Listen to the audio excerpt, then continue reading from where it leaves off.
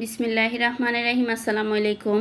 কেমন আছেন সবাই? আশা করছি ভালো। হাজির হয়ে গেলাম খুবই মজাদার একটা মুরগি বোনা রেসিপি নিয়ে। আর আমি আজকে দেশি মুরগি বোনা করব, সেটাই শেয়ার করব আপনাদের সাথে। চুলায় একটা কড়াই বসিয়ে গরম করে নিয়েছি, দিয়েছি সরিষার তেল পরিমাণ মতো। এখন পেঁয়াজ কুচি দিয়ে দিলাম। পেঁয়াজটা দিয়ে ভালো করে নেড়ে ছেড়ে কিছুক্ষণ ভেজে নিব। আশা করি পুরো ভিডিওটার সঙ্গে থাকবেন। এই তো আমি পেঁয়াজটা ভালো করে নেড়ে ছেড়ে ভেজে নিচ্ছি। পেঁয়াজটা ভাজা হয়ে গিয়েছে। আমি এখন আদা রসুন বাটা দিয়ে দিব। দিচ্ছি সামান্য একটু পানি, দিয়ে দেব স্বাদ মতো লবণ, হলুদের গুঁড়ো, মরিচের গুঁড়ো, দিচ্ছি জিরা গুঁড়ো, দিয়ে দেব গরম মশলা গুঁড়ো। এখন ভালো করে নেড়ে ছেড়ে মশলাটা মিশিয়ে নিব, মিশিয়ে কষিয়ে নিব। আর আমি মুরগিটাকে হালকা করে ভেজে নিয়েছি। আমি এখানে 1.5টা দেশি মুরগি নিয়েছি।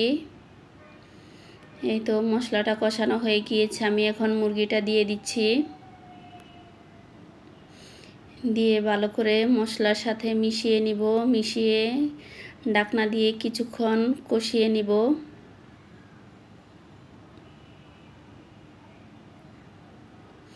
আমি কিন্তু চুলাটা কমিয়ে দিয়েছি, কমিয়ে মশলাটাকে কষিয়ে নিব মুরগির সাথে। এখন পরিমাণ মতো পানি দিয়ে দিব।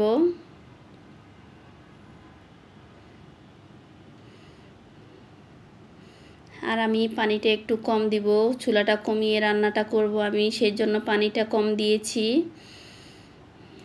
এখন ভালো করে নেড়ে ছেড়ে মিশিয়ে নিয়েছি।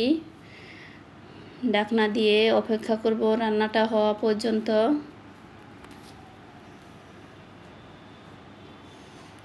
এই তো আমি ঢাকনাটা উঠিয়ে আবারও নেড়ে নিচ্ছি।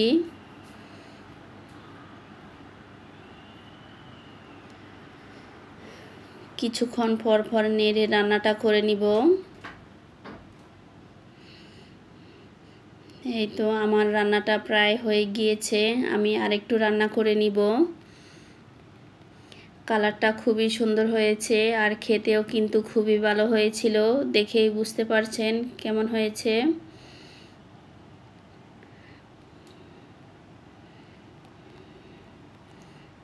এই তো আমি এখন নামিয়ে ফেলবো, পরিবেশন করে দেখাচ্ছি কেমন হয়েছে।